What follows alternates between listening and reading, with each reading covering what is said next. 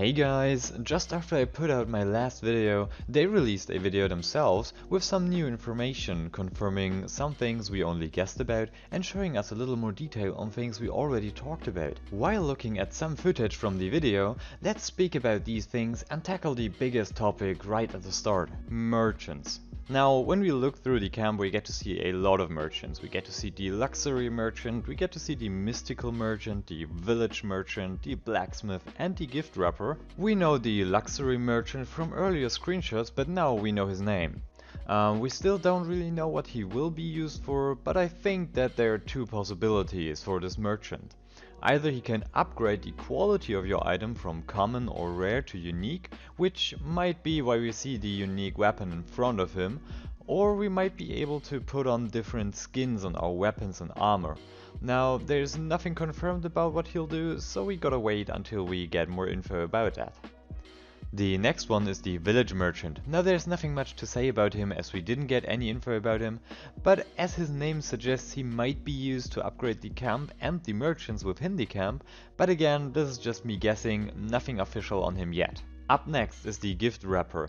Nothing much to say about him, he will be used to send items as gifts to your friends, and that's all there is to talk about him. Now let's go to the exciting stuff, the blacksmith. We now see how upgrading items will work. As the tooltip says, item power is re-rolled based on your recommended difficulty, so it isn't really upgrading. As you can see, there will always be a range tied to your recommended difficulty. In this example we have power 105 to power 112. So as it looks right now, it will be possible that when you try to upgrade a power 112 item, you can re-roll it to a power 108 item, which in fact is downgrading instead of upgrading. Now there could be rules in place that prevent that from happening, that it always can only go up, but for now we don't have any information that some rule like this would be in place, so just keep that in mind when you try that out. Then we can also see that upgrading an item will take 3 missions to complete. Now that would give Soggy Cave a whole new meaning. When you just jump over the walls, you can complete Soggy Cave in less than 1 minute and 30 seconds, so you could complete that in no time while also keep farming items and emeralds. Then we can also see that you have to unlock the upgrade slots. We got no information about what we will have to do for them to be unlocked, so we can only guess here. And that is about all we can say about the blacksmith.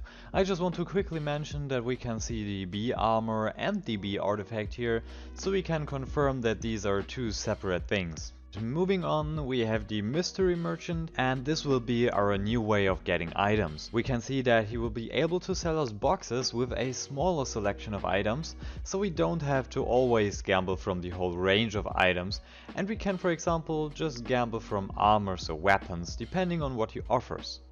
Now this is helpful if you just want to get a specific armor but no weapon or bow.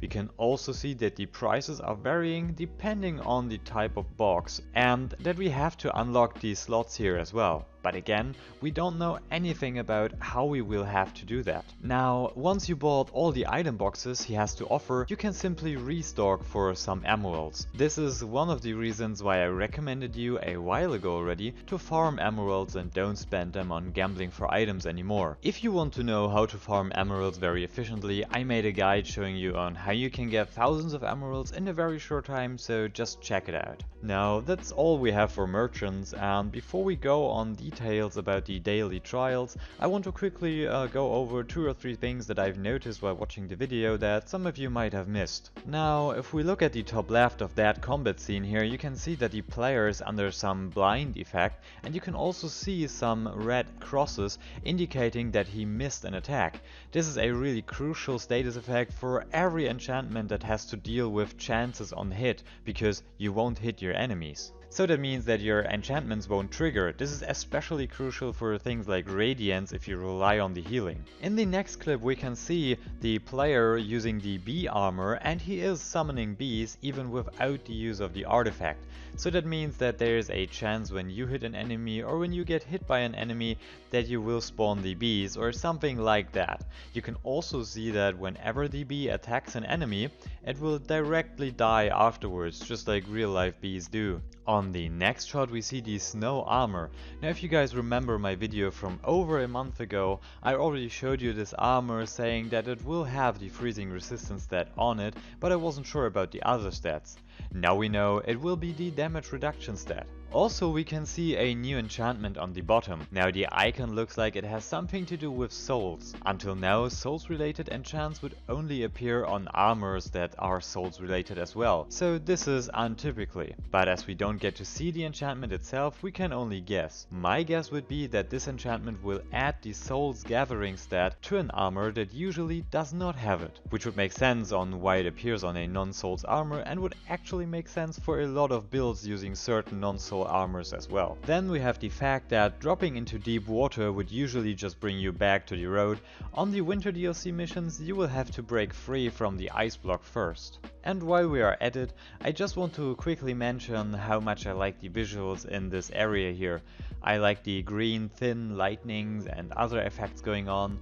Nothing much about new mechanics or anything here, I just want to mention the beautiful visuals. And now we can go into daily trials. Now, as I already mentioned in a previous video, you will have a certain selection of daily trials that will appear on the normal maps we play, with some additional rules to it, so that make it more difficult or more challenging, or just alternate the way you play these maps. Now we got 3 examples in this clip. I want to quickly show you these, talk with you about them, and then I also want to draw the line on how this will actually affect the way you play the game. Now in the first example we have that the player only has burning arrows, which will mean he has the flaming quiver equipped basically all the time. Players have the burning enchantment equipped, which is this burning aura around you. 33% of the mobs have a fire trail enchantment, so this is clearly fire themed, and the fire trail enchantment on mobs is pretty strong, so this can actually be quite a challenge. And you can also see here that you don't always get negative effects on these trials, you also get positive effects to make them more interesting.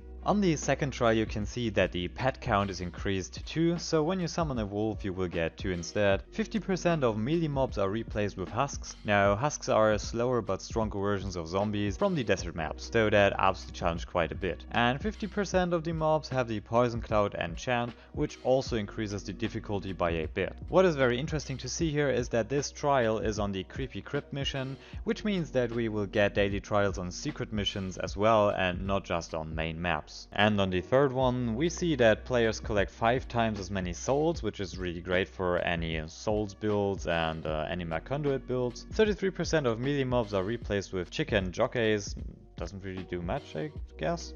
And 50% of the mobs have the Thorns enchantment. And that very point is what made me think about daily trials in a different way. Of course they intended with this that you use artifacts to kill the enemies so you don't kill yourself from Thorns damage. But in reality that means you just use your Speedfarm build and run past all the mobs that are necessary to kill and complete the level. Now if you don't know what I mean when I say that, check out the video I made about the most efficient build and you will see what I mean. On that thought I realized that the way daily trials are implemented, the style of playing does not really change, at least as long as the speedrun build works properly. And as a result of that, the question is, will daily trials really add something to the game? I mean, of course you can play the trials with a different build for fun, but if it's just for efficiency, it actually won't feel any different from what we have now. Now to finish the video, I want to say that many of these new things were suggestions from the community, and I really like that they are taking in community feedback and build the game together with the community. Now in the official video they also talk a lot about that and also about future plans and give some insight from the developer's perspective. So if you haven't already seen it, please check it out, it is the first link in the description. All the videos I mentioned today will be down there as well as my Twitch link, where I do stream every second day. Now that was all from me about the recent news. I hope you liked this video, and if so, I'll hope to see you next time. Bye bye.